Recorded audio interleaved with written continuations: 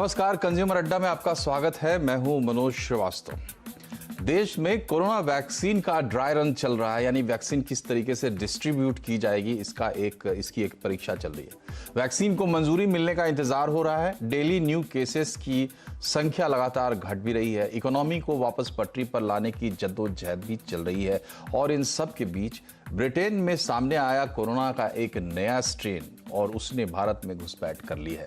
हाल ही में ब्रिटेन से लौटे 6 लोगों में यह वायरस स्ट्रेन कंफर्म किया गया है, यानी बनता हुआ खेल बिगड़ने का खतरा पैदा हो गया है। तो आज हम कंज्यूमर अड्डा में इसी पर बात करेंगे और आपको यह भी समझाएंगे कि वैक्सीन के नाम पर जो फ्रॉड के मामले सामने आ रहे हैं, तो इस चक्कर से कैसे बचना है। हमारे साथ है ब्रीच कैंडी अस्पताल मुंबई के doctor Hemant P Thakkar, star imaging labs के समीर भाटी और cyber security expert Binu Arora भी हमारे साथ हैं। हमने आपको बताया कि हम आपको वैक्सीन के नाम पर हो रहे फ्रॉड से बचाने के लिए भी कुछ अच्छे टिप्स देंगे। सबसे पहले डॉक्टर ठक्कर, आपसे हम ये समझना चाहेंगे कि ये जो नई आफत आई है, इसको किस तरीके से आके एक आम इंसान जो अब तक काफी मुश्किल से लड़के यहां तक पहुंचा है कोरोना से। भाई, ये आप आफत तो नहीं कह सकते हैं, क्योंकि हर वायरस का काम है म्यूटेशन करना, और वो म्यूटेशन कहीं ना कहीं कभी ना कभी तो करने वाला है, और अगर वो म्यूटेट ना हो तो वो वायरस नहीं है। मगर ये म्यूटेशन से हमें सिर्फ चेतावनी लेके, आपको इतना कहूंगा कि हमें हमारे सारे रिस्ट्रिक्शंस चेतावनी से रखने पड़ेंगे। इसमें कोई दिल छोटा करने की बात नहीं है, इसमें हमें कोई घबराने की बात नहीं है। वायरस भले म्यूटेट हुआ हो और वो जैसे कहते हैं ज़्यादा ट्रांसमिसिबल, यानी एक दर्दी में से दूसरे आदमी में इजीली ट्रांसमिट हो सकता है, मगर शायद वो कम इन्फेक्शियस भी हो सकता है। तो ये लेबोरेटरी डेटा है कि ये वायरस का वातावरण और वायरस का रूप बदल हो गया है बाय दिस म्यूटेशन। तो मैं इतना कहूँगा कि इससे हमें चेतावनी रखनी है कि अभी तक हमारा वॉर चालू है। वैक्सीन बहुत दूर नहीं है, काफ़ी करीब दिखता है, मगर वैक्सीन आएगा, उसके बाद हम वैक्सीन सब लाइन से लेंगे, उसको 2-3 महीने लगेंगे। तो अभी अंत में आप रेस अच्छी दौड़े हैं तो छोड़ मत दीजिए, अपना मास्क, अपना डिस्टेंसिंग रखिए। तो कोई दिल छोटे करने की बात नहीं है।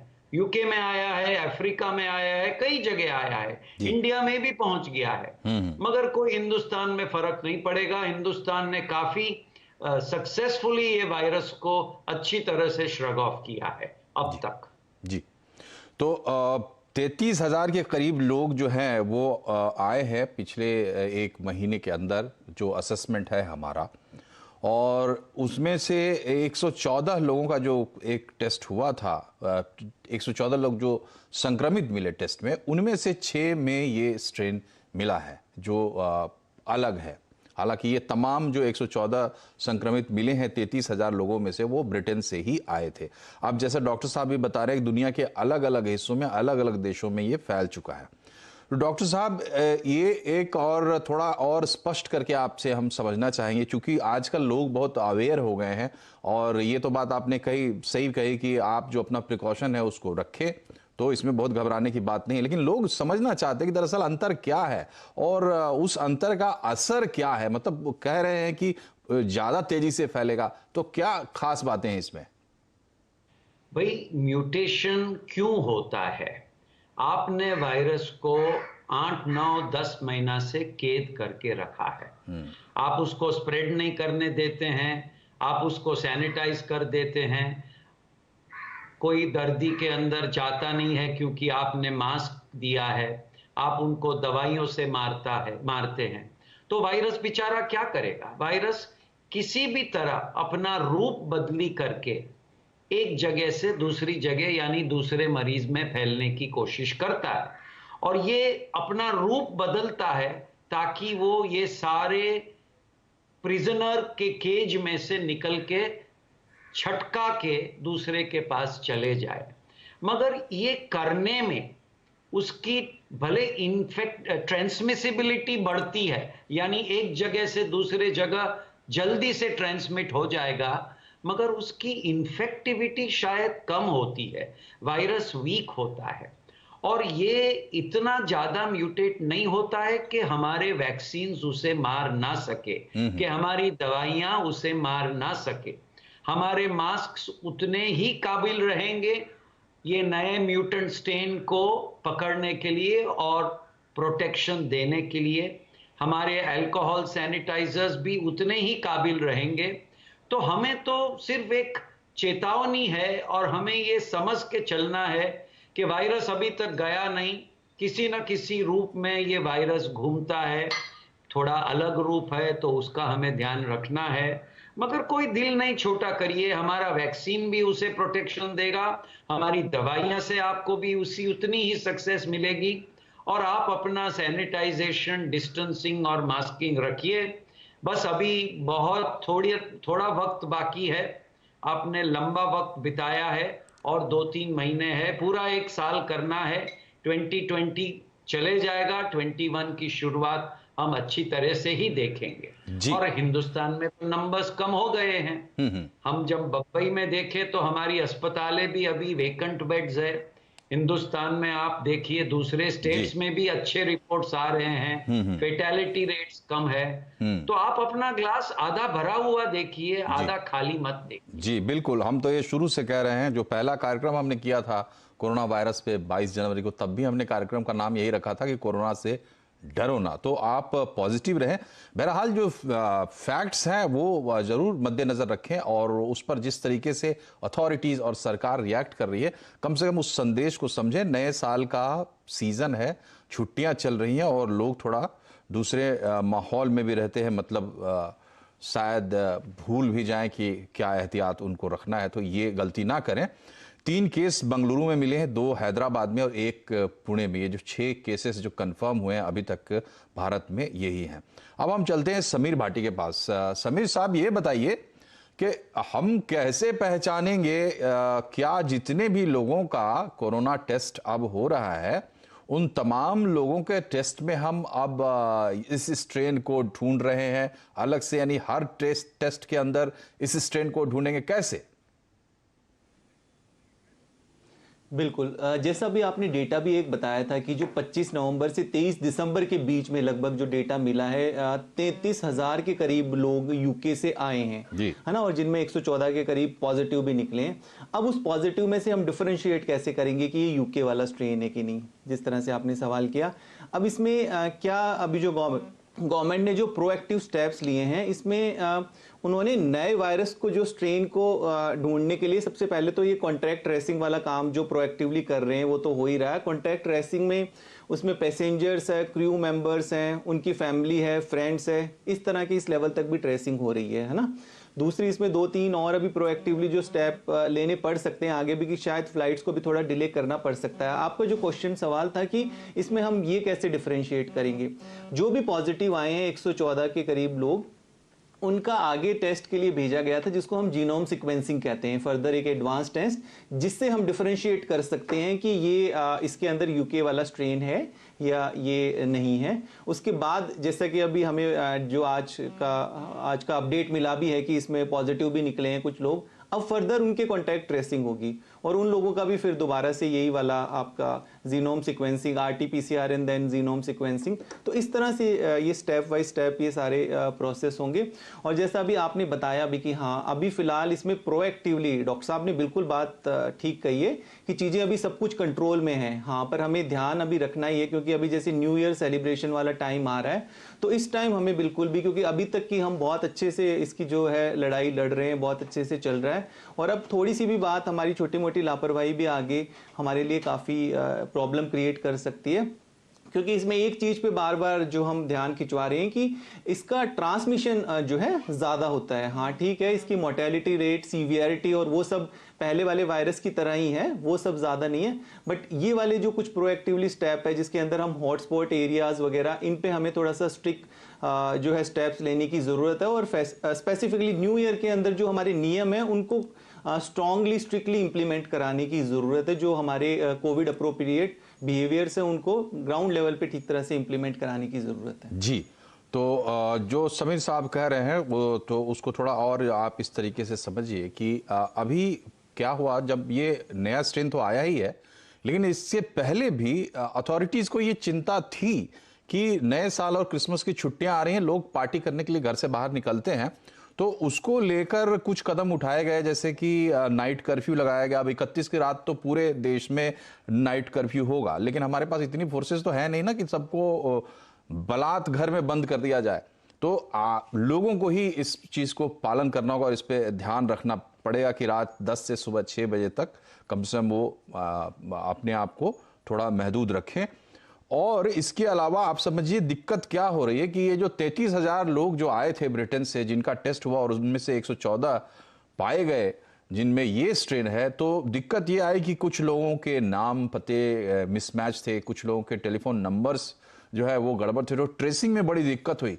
नतीजा ये है कि कर्नाटक में इस तरह के जो इंस्ट्रक्शंस स्वास्थ्य मंत्रालय से आए हैं और जो दिशा निर्देश जारी किए गए हैं कि भाई अगर आप बाहर से आ रहे हैं तो अपनी जानकारी आप सही रखेंगे, मोबाइल नंबर सही रखेंगे, और अगर ये चीजें गलत पाई गई तो आप पर कार्रवाई भी हो सकती है। तो अलर्ट का एक लेवल जरूर है। समीर साहब, आपसे एक बात और समझना चाहेंगे कि अब जैसे पुणे में, बेंगलुरु में, हैदराबाद में केसेस आ गए, मैं यहां मुंबई में बैठा हूं, आप दिल्ली में बैठे हैं या कोई कहीं बैठा है, चिंता लोगों की यह है कि अब ये नया वाला स्ट्रेन हमारे नजदीक, हमारे करीब तो नहीं आ रहा है।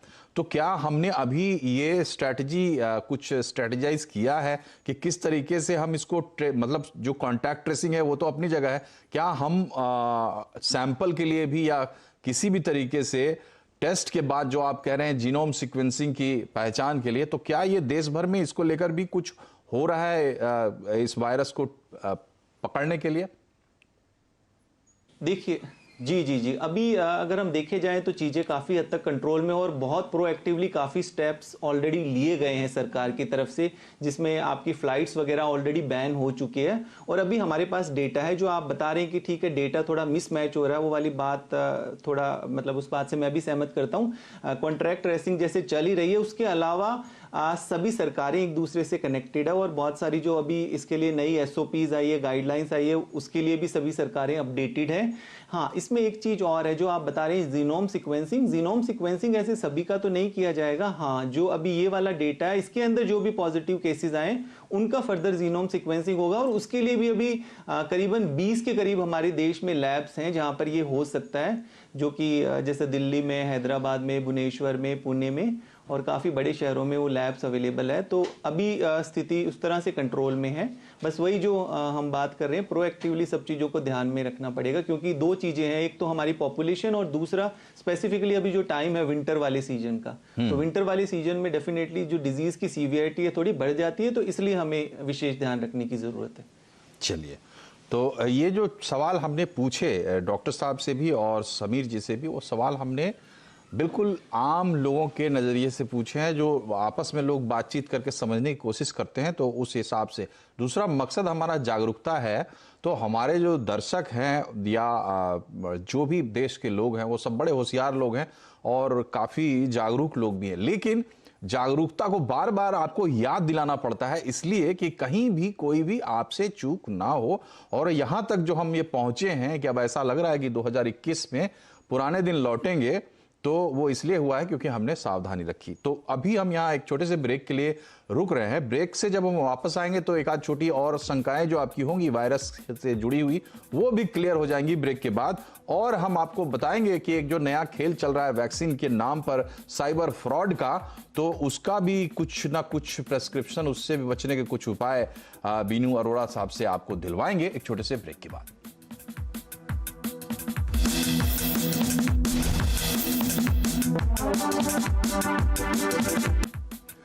ब्रेक के बाद एक बार फिर से आपका स्वागत है। नया कोरोना, बच के रहना, डरने की जरूरत नहीं है। ये हमारे डॉक्टर साहब कह रहे हैं कि डरने की कोई जरूरत नहीं है, इसमें वैक्सीन भी काम करेगा और ये थोड़ा ज़्यादा फैलने वाला ज़रूर है, लेकिन हमने जिस तरीके से इस वायरस से अपनी लड़ाई अब तक लड़ी है तो हम इसमें कामयाब होंगे, घबराने की ज़रूरत नहीं है। लेकिन एक दूसरा मसला भी है तो फ़ोन पर आपको कोई कांटेक्ट करता है, ईमेल करता है या व्हाट्सएप पे मैसेज करता है या किसी भी माध्यम से, और आपसे ये कहता है कि अपनी वैक्सीन जो है आप सुरक्षित कर सकते हैं, तो आप ज़रा अपने डिटेल्स शेयर करें।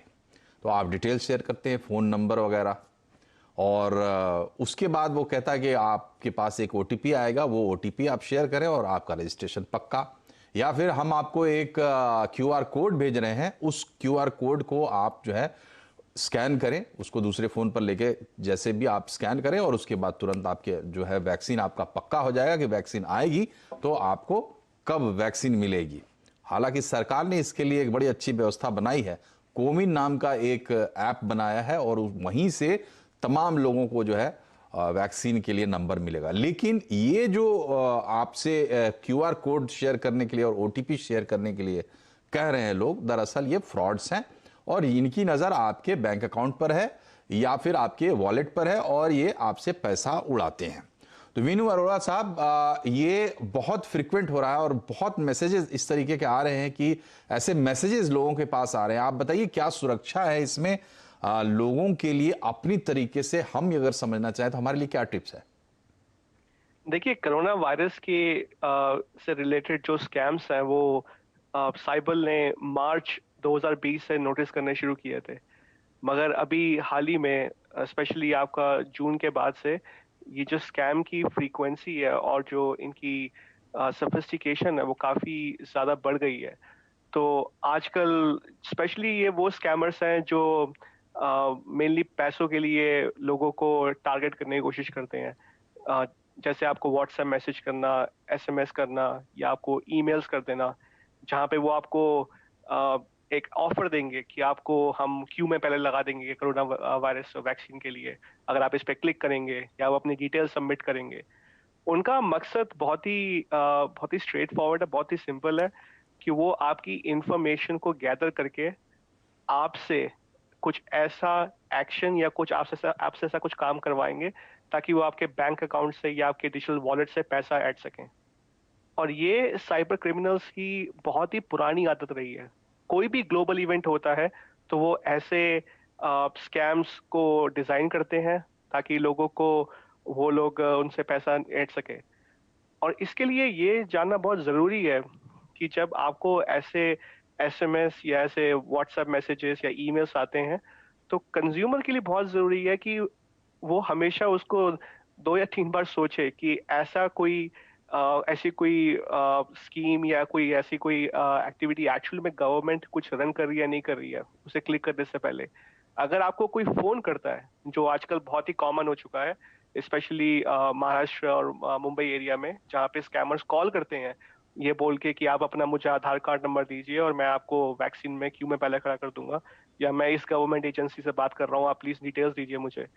ये जानना बहुत जरूरी है कि कोई भी बैंक और गवर्नमेंट एजेंसी आपको सीधा कॉल करके आपकी इन्फॉर्मेशन नहीं मांगेगी।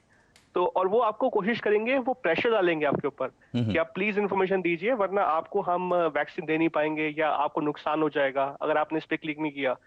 तो ये सेंस ऑफ अर्जेंसी है ना, वो हमेशा क्रिएट करने की कोशिश करेंगे।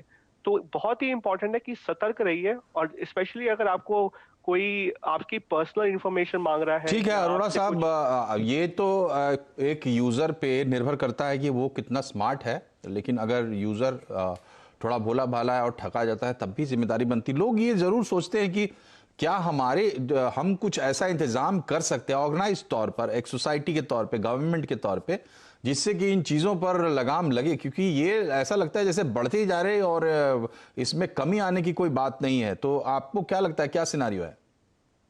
देखिए, इसमें कमी आने के कोई आसार नहीं दिख रहे हमें भी। इनफैक्ट ये और सोफिस्टिकेटेड होते जा रहे हैं टाइम के हिसाब से।